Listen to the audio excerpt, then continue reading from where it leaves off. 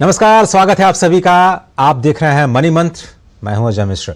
आज के इस अंक में हम बात करेंगे मोबाइल वॉलेट्स की। आजकल के समय में हर कोई डिजिटल मोड से ऑनलाइन पेमेंट करना पसंद करता है। इसका सबसे ज़्यादा बड़ा फायदा यह है कि इससे कैश रखने का झंझट खत्म हो जाता है। इसके अलावा कैश चोरी होने, खो जाने की परेशानी से भी मुक्ति मिलती है। लेकिन कई बार प्रीपेड वॉलेट का इस्तेमाल करते समय हम ये नहीं जांचते कि वो किस कंपनी का है, वो कंपनी कितनी वैलिड है। अब आरबीआई ने समय समय पर प्रीपेड मोबाइल वॉलेट्स को लेकर के ग्राहकों को कई बार एडवाइजरी जारी की है।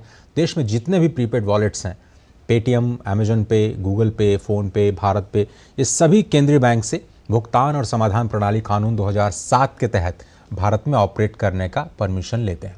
लेकिन आरबीआई ने ग्राहकों को लगातार चिताया है कि किसी भी तरह के वॉलेट्स का इस्तेमाल करने से पहले उसके बारे में सही जानकारी लेकर के ही आप उसका उपयोग करें। ये मुद्दा हम इसलिए उठा रहे हैं क्योंकि हाल ही में पेटीएम को लेकर के, पेटीएम बैंक को लेकर के जो आरबीआई ने गाइडलाइन जारी की, उसके बाद लोगों के मन में कई सारे भ्रम पैदा हो गए थे और इसलिए हमने सोचा कि ग्राहक के तौर पर मोबाइल वॉलेट्स को आप कैसे इस्तेमाल करें। पेटीएम को लेकर के बहुत सारे लोग सवाल कर रहे हैं, तो हमने सोचा कि अपने मेहमानों के ज़रिए आपकी जो समस्याएं हैं, आपके मन में कोई सवाल हैं, तो उनको हम समाधान देने का छोटा सा प्रयास कर पाएँ। एस गणेश कुमार, जो कि पूर्व एग्जीक्यूटिव डायरेक्टर हैं आरबीआई के, वो इस प्रोग्राम में जुड़ रहे हैं। बहुत बहुत धन्यवाद सर, वक्त निकालने के लिए स्वागत है आपका। और धीरज गुप्ता, जो कि सीटीओ, चीफ टेक्निकल ऑफिसर हैं और एम फिल्टर आईटी के, आपका भी बहुत बहुत धन्यवाद धीरज, वक्त निकालने के लिए इस प्रोग्राम में। और अगर ग्राहक जो हमारे दर्शक हैं, अगर आप जुड़ना चाहते हैं, कोई सवाल करना चाहते हैं, तो आप हमें 011-2307-5260 या फिर 2307-7670 कोशिश करेंगे हम उन नंबर्स को फ्लैश करने के आपकी स्क्रीन पर। आप हमें सवाल कर सकते हैं। लेकिन चलिए, अब जो पेटीएम से जुड़ी खबर है उस पर भी एक बार आप सभी लोगों को अपडेट दे देते हैं। भारतीय रिजर्व बैंक ने पेटीएम पेमेंट्स बैंक पर, आपको याद होगा कि बैन लगाया था। 31 जनवरी 2024 को आरबीआई ने निर्देश दिया था। पहले बैंक ने इसकी डेडलाइन 29 फरवरी तय की थी, फिर बाद में इसे बढ़ा करके 15 फरवरी कर दिया। हालांकि ये डेडलाइन कल खत्म हो गई। आरबीआई की सख्ती के बाद पेटीएम के कस्टमर्स कन्फ्यूज नजर आए। कई लोगों को लग रहा है कि पेटीएम पेमेंट्स बैंक पर बैन लगने से पेटीएम ऐप बंद हो जाएगा। वहीं पेटीएम मनी, वॉलेट आदि का इस्तेमाल अब यूज़र कर पाएंगे कि नहीं, ये भी लोगों के मन में लगातार सवाल उठ रहा है। तो आपको बताएं कि ये बैन पेटीएम पेमेंट्स बैंक पर लगाया गया है। इससे पेटीएम ऐप पर कोई असर नहीं पड़ेगा। एनपीसीआई ने पेटीएम को थर्ड पार्टी सर्विस प्रोवाइडर के तौर पर मान्यता दे दी है। 4 बैंकों के साथ पेटीएम का करार भी हो चुका है। पेटीएम की यूपीआई सेवा पहले की तरह जारी रहेगी और एस बैंक के जरिए रूट होगी। इसका मतलब यह हुआ कि आप पहले की तरह अपने सभी बिल पेमेंट्स और रिचार्ज के लिए पेटीएम ऐप का उपयोग कर सकते हैं। पेटीएम ऐप की दूसरी सर्विसेज जैसे movie tickets, flight booking, train ticket booking, इस पर भी कोई प्रभाव नहीं पड़ेगा। यहाँ ध्यान देने वाली बात यह है कि आप 15 मार्च के बाद अपने पेटीएम पेमेंट्स बैंक वॉलेट में कोई पैसे नहीं डाल पाएंगे। आरबीआई के आदेश के अनुसार 15 मार्च 2024 के बाद पेटीएम पेमेंट्स बैंक और वॉलेट में कोई नया डिपॉजिट या क्रेडिट नहीं हो पाएगा। आसान शब्दों में समझे तो आप पेटीएम पेमेंट बैंक या वॉलेट में पैसे जमा करते थे तो आप नहीं कर पाएंगे। ऐसे में बैंक ने ग्राहकों को सलाह दी है कि वो पेटीएम पेमेंट्स बैंक अकाउंट जो है उससे रकम को निकाल करके दूसरे बैंक अकाउंट में ट्रांसफ़र कर लें। हालांकि आप Paytm payments bank wallet service का इस्तेमाल 15 मार्च के बाद भी कर सकते हैं, यानी आप अपने वॉलेट में जो पैसा है उसको खर्च कर सकते हैं 15 मार्च के बाद भी। इसके अलावा आप यूपीआई और आईएमपीएस के जरिए जो ऑनलाइन पेमेंट करते थे वो भी आसानी से कर सकते हैं। पेटीएम से पेमेंट करने के बाद यूजर्स को कैशबैक, रिफंड, रिवॉर्ड जैसे बेनिफिट्स मिलते थे, वो भी मिलते रहेंगे। 15 मार्च के बाद पेटीएम फास्टैग को आप टॉप अप नहीं कर सकते और न ही मौजूदा बैलेंस को दूसरे फास्टैग में ट्रांसफ़र कर सकते हैं। ये सर्विस अब बंद हो गई है, इसलिए आप किसी ऑथराइज्ड बैंक से नया फास्टैग खरीदना पड़ेगा। अगर आपकी सैलरी या फिर कोई दूसरी स्कीम के पैसे पेटीएम पेमेंट बैंक में आ रहे थे तो भी अब ये फ़ायदा आपको नहीं मिलेगा। इसके लिए आपको पेटीएम पेमेंट बैंक की जगह कोई दूसरा बैंक अकाउंट को लिंक करना पड़ेगा। इस कार्यक्रम की शुरुआत करते हैं और हम प्रयास करेंगे कि हमारे जो नंबर्स हैं आपकी स्क्रीन पर फ्लैश हों जिससे आप सवाल कर पाएँ। एस गणेश कुमार जी, आप ही से शुरुआत करते हैं। बहुत सारे लोग ये नहीं समझते हैं कि पेमेंट बैंक की ज़रूरत क्यों पड़ी। आरबीआई ने पेमेंट बैंक की पूरी अवधारणा को क्यों शुरू किया, मोबाइल वॉलेट से कैसे अलग है पेमेंट बैंक, क्योंकि पेटीएम को लेकर के सारा कंफ्यूजन ही वही है लोगों के मन में। धन्यवाद। सही है। जो अभी 1-2 महीने में जो शुरू हो गया है वो पेमेंट बैंक के बारे में ही हुआ था। जैसे आपने पूरी ट्रस्ट के एक्सप्लेन किया था, वो पेमेंट बैंक के साथ ही हुआ था। इसके थोड़ा हम पीछे जाना पड़ेगा। 10 साल पहले जाएंगे, 2010 से 2011 के ऊपर बहुत सारे चीज ये भुगतान प्रणाली में, पेमेंट सिस्टम्स में हमारा भारत ने आगे बढ़ाने शुरू किया था। ये करने के लिए आपको याद होगा इलेक्ट्रॉनिक क्लियरिंग, आरटीजीएस, एनईएफटी वगैरह बहुत सारे चीजें, नए नए प्रोडक्ट्स तो आरबीआई ने शुरू किया था। ये प्रोडक्ट सब आरबीआई ने शुरू किया, बैंकों ने भी इसके बारे में लिंक किया था और लोगों को यूज करने के लिए आसान हो गया। ये सब हुआ पेमेंट्स के लिए, लेकिन पेमेंट्स के लिए आसान से यूज करने के लिए क्या करना पड़ेगा? हमारा, जैसे आपने कहा, हमारा मोबाइल वॉलेट या हमारा पर्स में, जेब में पर्स रखते हैं, वो पर्स के अंदर पैसा रहते हैं, वो पैसा का यूज करने के लिए कितने आसान होगा, वैसे ही डिजिटल पेमेंट्स में होने का है। तो उसके लिए आरबीआई ने एक अच्छी तरह से मौका किया, वो समय में 2010 से शुरू किया था कि मोबाइल वॉलेट्स भी शुरू करें। ये मोबाइल वॉलेट्स में आपको मालूम होगा, साउथ अफ्रीकन कंट्रीज में एम-पेसा बोल के एक मोबाइल वॉलेट है। ये वॉलेट है, यूज करने के लिए आसान से होगा, लेकिन वो इश्यू कर रहे टेलीकॉम्स, मतलब एयरटेल और टेलीकम्युनिकेशन कंपनीज ने यूज किया था। भारत में वैसी टेलीकम्युनिकेशन कंपनीज को बैंकिंग फैसिलिटीज आरबीआई ने नहीं किया है, किया है बैंक के बारे में। लेकिन ये यूनिवर्सल बैंक, मतलब पब्लिक सेक्टर बैंक है जैसे स्टेट बैंक है, पंजाब नेशनल बैंक है, सेंट्रल बैंक है, या प्राइवेट सेक्टर बैंक है जैसे आईसीआईसीआई बैंक है, एचडीएफसी बैंक है, फॉरेन बैंक्स भी है, स्टैंडर्ड चार्टर्ड, ये बैंकों से पूरे बैंकों को सर्विसेज देते हैं। लेकिन आरबीआई ने सोचा ठीक है, ये पेमेंट्स के बारे में ज्यादा ग्रोथ होने वाला है, क्यों नहीं शुरू करें कि एक स्पेशलिस्ट बैंक को हम शुरू कर सकें। तो 2014 में ये नया वाला रोज पेमेंट्स बैंक को ऑथराइजेशन शुरू किए थे। आपको याद है स्मॉल फाइनेंस बैंक्स भी शुरू किए थे, अभी भी स्मॉल फाइनेंस बैंक है। तो पेमेंट्स बैंक, तो पेमेंट्स बैंक क्या करने वाला है, पूरे जो पेमेंट्स के और रास्ते में जो भी है उसको फैसिलिटेशन पेमेंट्स बैंक करेंगे। छोटे वाले पेमेंट्स, हमारा जैसा हम जेब में जब पर्स रखते हैं, ज्यादा पैसे उसमें नहीं रखते हैं, ₹1000 2000, वैसे ही पेमेंट्स बैंक भी छोटे आदमी के लिए, छोटे पैसे के लिए, छोटे ट्रांजैक्शन के लिए शुरू किए थे। ये एक्सपेरिमेंट तो हम लोग आरबीआई ने 2014 में शुरू किया था, अच्छी तरह से चल रहा था। लेकिन क्या हुआ बीच में, क्या हुआ, किसी पेमेंट्स बैंक ने उनको प्रॉफिट नहीं आने लगे, क्योंकि बहुत सारे टेक्नोलॉजी के बारे में जो नए नए चीजें आ चुके हैं, ये फिनटेक्स भी आ गया है। फिनटेक्स गणेश जी हमारे साथ गोविंद जुड़ चुके हैं, उनका सवाल ले लें क्योंकि दर्शकों के लिए सवाल हम खोल चुके हैं फोन लाइन। नमस्कार गोविंद जी, कैसे हैं आप? नमो नमः। मैं ही जानना चाह रहा था कि हमारी जो एग्जिस्टिंग बैंक्स में जो बैंक पहले थे उनमें जो अकाउंट है उनको नई जो ये पेमेंट्स बैंक खुले हैं इनके साथ लिंक करने की फैसिलिटी है ताकि पेमेंट किया जा सके। लेकिन नए पेमेंट्स बैंक उन सारे बैंकों को अभी तक नहीं जोड़े हुए हैं जिनमें हमारे खाते हैं। ये कब जोड़ेंगे? इनके बिना तो पेमेंट्स बैंक यूज करना मुश्किल है, असंभव है।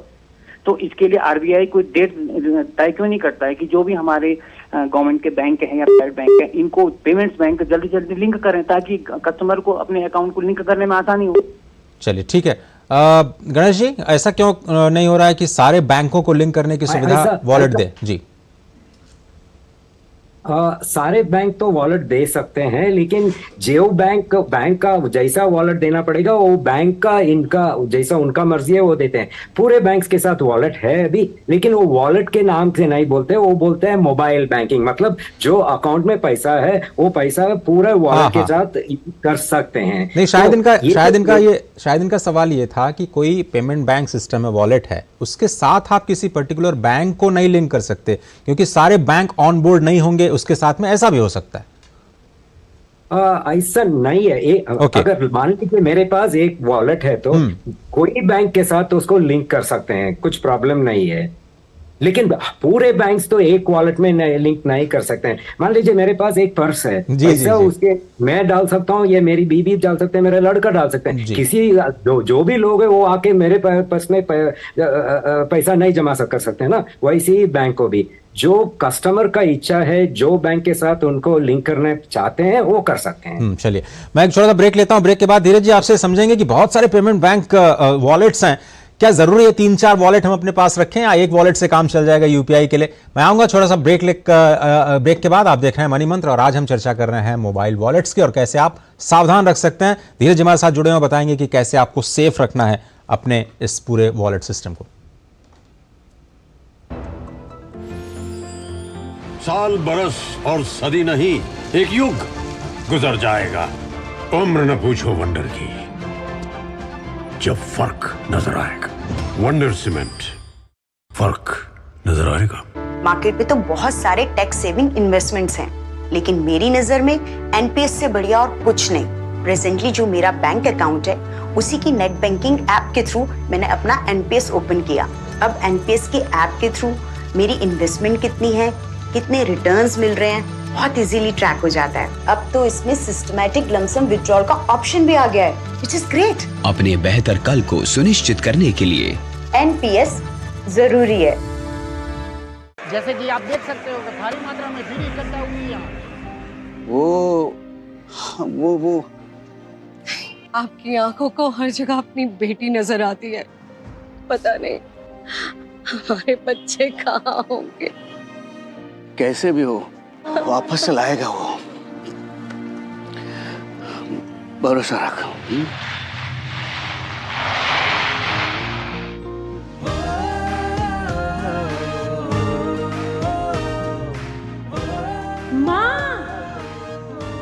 मैंने कहा था ना, कैसी भी सिचुएशन हो मोदी जी हमें घर ले आएंगे। वॉर रुकवा दी पापा और फिर हमारी बस निकाली पापा। देखा, चाहे दो देशों का संघर्ष हो या कोई आपदा, जो रक्षा करे हमारी 7 समंदर पार, वो है हमारा परिवार। हम करते हैं उनसे बेहद प्यार। मेरा भारत, मेरा परिवार। आप देख रहे हैं मनी मंत्र और आज हम बात करें मोबाइल वॉलेट्स की और कैसे आप उसको सुरक्षित रख सकते हैं। धीरज, जब हमसे समझना चाह रहे हैं कि ये जो मोबाइल वॉलेट्स की पूरी दुनिया है उसको कैसे सेफ बनाएं, किन किन बातों का ख्याल रखें, क्योंकि बहुत सारे साइबर फ्रॉड्स के मामले इससे जुड़े हुए आ रहा है। मोबाइल फोन ही खो जाए आपका तो क्या करें? नहीं, बिल्कुल आप सही कह रहे हैं। जैसे ही डिजिटल बैंकिंग देश में आगे बढ़ी है और यूपीआई ने एक पूरा रेवोल्यूशन लेके आए हैं, उसको कैसे सेफली यूज करना है वो भी एक जरूरी एस्पेक्ट हो गया है। पहले मैं बस एक चीज और बोलना चाहता हूँ सारे सुनने वालों को कि पेटीएम वॉलेट भी सेफ है। आरबीआई की जितनी भी एनालिसिस हुई थी उसमें पेटीएम वॉलेट पे कोई सवाल और उनकी सिक्योरिटी पे कोई सवाल नहीं उठा था। जो सवाल उठा था वो पेमेंट्स बैंक में मर्चेंट्स को ऑनबोर्ड करने में और अकाउंट्स को ऑनबोर्ड करने पे उठा था।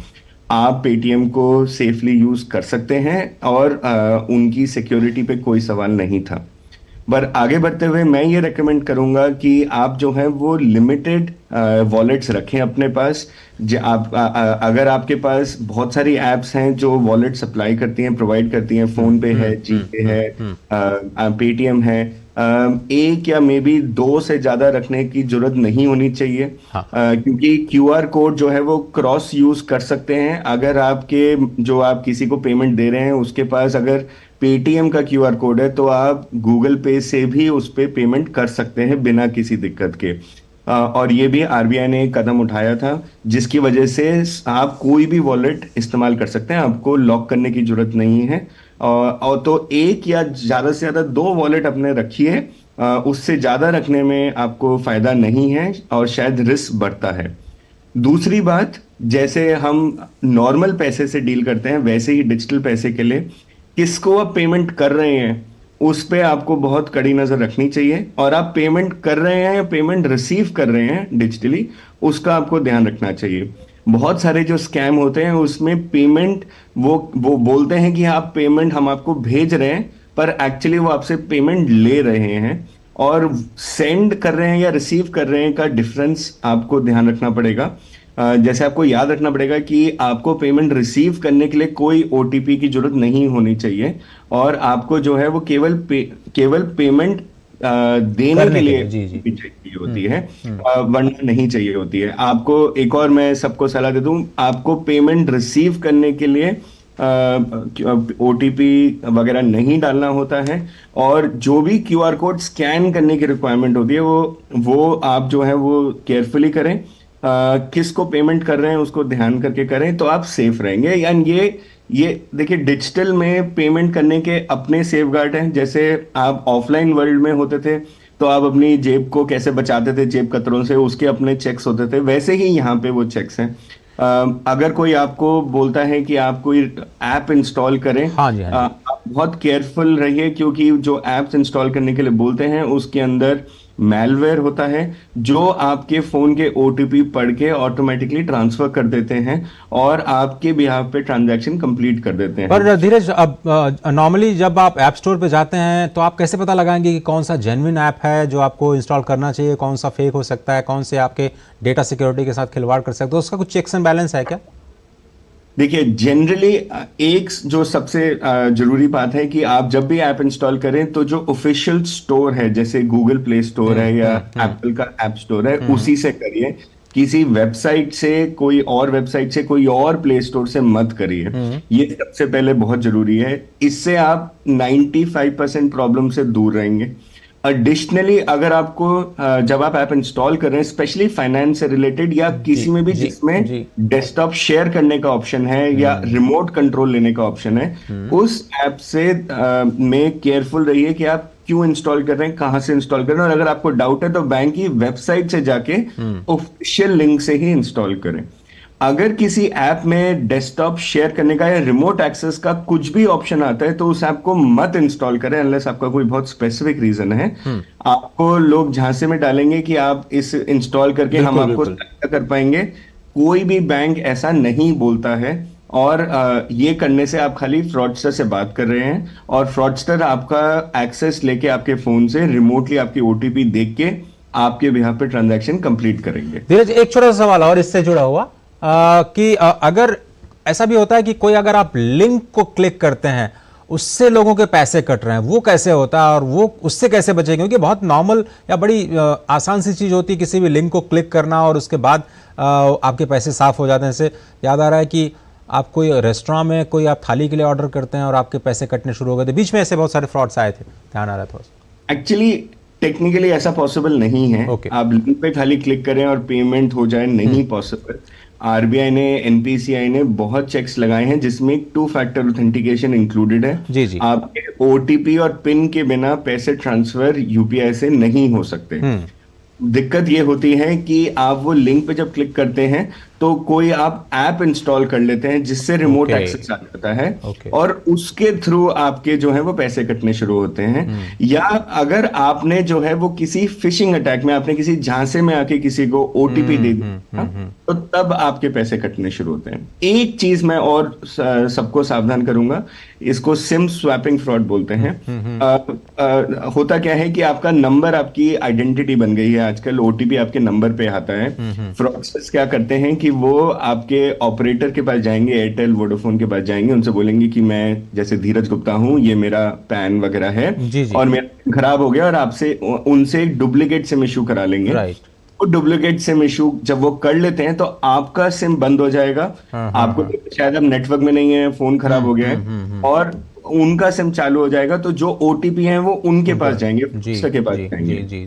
ये चीज जो है वो ऑपरेटर्स ने कुछ तरीके से सॉल्व करी है कि पहले 24 घंटे तक आपके पास एसएमएस, अगर आप सिम बदलते हैं तो एसएमएस नहीं आएंगे। तो आपके पास तकरीबन 24 घंटे का टाइम है, ताकि अगर आपको लगता है कि आपके साथ ये हुआ है तो आप उसको ऑपरेटर से रिपोर्ट करके ब्लॉक करा सकते हैं। तो मैं सबको सावधानी दूंगा कि अगर आपका फोन बंद हो गया है, सिम बंद हो गया है और तो या चोरी हो गया है तो आप तुरंत रिपोर्ट करा के ब्लॉक करा सकते हैं। तुरंत रिपोर्ट कराइए। आपके पास 24 घंटे का टाइम है जिससे पहले कि फ्रॉडस्टर उस पे एसएमएस रिसीव कर पाए। एक बार ही वो एसएमएस रिसीव कर पाएगा, ओटीपी देख पाएगा, तो उसके बाद वो आपके बिहाफ पे चेंजेस कर सकता है। एक छोटा सा ब्रेक और लेना होगा। ब्रेक के बाद ये भी हम समझेंगे कि क्या आप मोबाइल वॉलेट को भी फ्रीज करा सकते हैं जैसे आप अकाउंट को फ्रीज कर सकते हैं। साथ ही साथ गणेश कुमार जी से समझेंगे कि अगर आपके साथ फ्रॉड होता है यूपीआई को लेकर के तो क्या आरबीआई का ओम्बुड्समैन आपकी सहायता करेगा। कहीं मत जाइए, आप देख रहे हैं मनी मंत्र।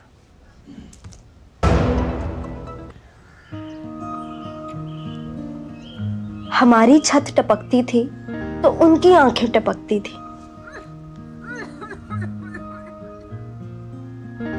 हमारी दवा खाली होती थी तो उनकी नींद उड़ जाती थी।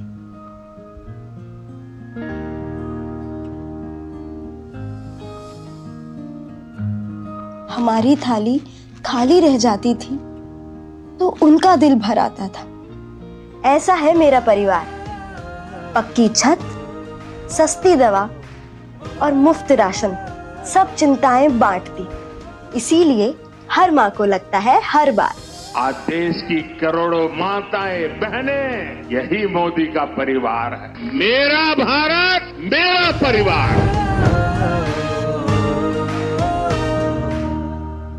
कोविड ने हम लोगों को work from home and flexibility दोनों सिखा दी। Handling my job responsibilities and अपना घर। एनपीएस भी इसी तरह फ्लेक्सिबल है। इन्वेस्टमेंट ऐप के थ्रू अपना अकाउंट इजीली ओपन किया और अब उसी ऐप के थ्रू अपना अकाउंट फुल्ली ऑपरेट कर रहा। कोई रिस्ट्रिक्शन नहीं है, किसी भी समय लॉग इन कर सकता हूँ और अपने इन्वेस्टमेंट की अमाउंट चेंज भी कर सकता हूँ। जितना पॉसिबल होता है उतना अपने इनकम से बचाता हूँ और अपने एनपीएस अकाउंट में इन्वेस्ट करता हूँ। अपने बेहतर कल को सुनिश्चित करने के लिए एनपीएस जरूरी है। साल बरस और सदी नहीं, एक युग गुजर जाएगा। उम्र न पूछो वंडर की, जब फर्क नजर आएगा। वंडर सीमेंट, फर्क नजर आएगा। क्या लड्डू हम यहाँ बैठे बैठे पैसे बना सकते हैं।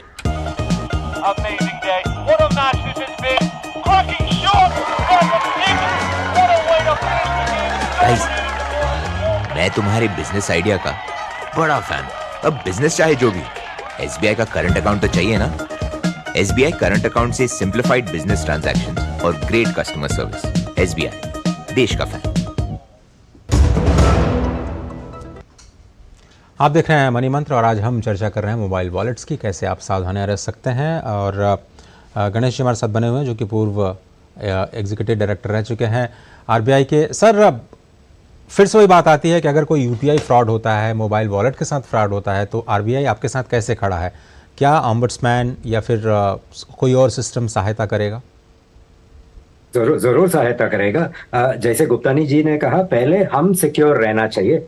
मान लीजिए ये सब होने के बाद भी एक फ्रॉड हुआ है, किसी ने मेरे पैसा चोरी किया है यूपीआई के माध्यम से या किसी और डिजिटल माध्यम से हो गया, तो पहला एक करने का 24 घंटे के अंदर उसको कंप्लेन करना पड़ेगा।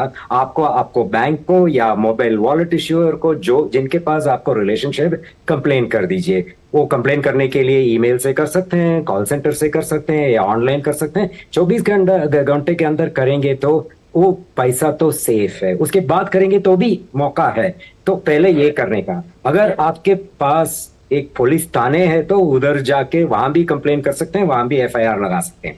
तीसरा है, ये भी नहीं होता है तो साइबर क्राइम का वो वेबसाइट है, किसी मोबाइल या लैपटॉप या कंप्यूटर से वो साइट को लॉगिन करके कंप्लेन कर सकते हैं। ये सब कंप्लेन करने के लिए। बाद में अगर मान लीजिए कि फ्रॉड तो हो चुका है, हमको अभी इसको ठीक करने का है, पहले क्या करना पड़ेगा? हमारा बैंक के पास जाके पहले तो कंप्लेन किया है और उसके बाद भी आपको उपाय नहीं होता है तो बैंक को इंटरनल ओम्बड्समैन है। आरबीआई ने कहा है हर बैंक में एक इंटरनल ओम्बड्समैन रहने का आवश्यकता है, उनको कंप्लेन कर सकते हैं। और उसको नियम भी है, वो फ्रॉड के हिसाब से 24 घंटे में करने का है या 72 आवर्स में करने का, 1 महीना में करने का, वो इसके हिसाब से वो कंप्लेंट को ठीक करना पड़ेगा। अगर नहीं होता है तो वो बैंक को, हेड ऑफिस को कंप्लेन कर सकते हैं। वहां भी नहीं होता है तो आरबीआई का बैंकिंग ओम्बड्समैन को लिख सकते हैं या आरबीआई का वेबसाइट में जाके एंट्री कर सकते हैं या चिट्ठी भेज सकते हैं आरबीआई को। आरबीआई ने तुरंत उसके बारे में एक्शन लेगा, बैंक को बुलाएगा और बताएगा कि ऐसा ऐसा फ्रॉड हुआ है, क्या किया है आपने, और बैंक ने पूरा इन्वेस्टिगेट करके रिपोर्ट आरबीआई को देना पड़ेगा। आरबीआई तो उसको पूरे देखेंगे। अगर बैंक, जिम्मेदारी बैंक के पास है, मतलब मैंने ओटीपी शेयर नहीं किया, मैंने बराबर किया है तो पैसा मेरे पास वापस आ जाएगा। अगर मैंने ओटीपी वापस शेयर किया है तो बैंक का जिम्मेदारी नहीं है, जिम्मेदारी मेरे ऊपर है। तो वैसे भी है तो आरबीआई का ओम्बड्समैन तक करते हैं। आपको मालूम होगा, आपका बैंकिंग ओम्बड्समैन का डेटा भी आरबीआई करता है। पिछले साल में करीबन 1 करोड़ कंप्लेन में आरबीआई का बैंकिंग ओम्बड्समैन पूरे भारत में रिजॉल्व किया है। गणेश कुमार जी, बहुत बहुत धन्यवाद। वक्त मेरे पास इतना ही है वक्त निकालने के लिए। धीरज जी, आपका भी बहुत बहुत शुक्रिया इन तमाम जानकारियां देने के लिए और फ्रॉड से बचने के लिए जो आपके टिप्स हैं जरूर हमारे दर्शकों के काम आएंगे। फिलहाल आज के मनी मंत्र में सिर्फ इतना ही। पूरी टीम को दीजिए इजाजत। नमस्कार।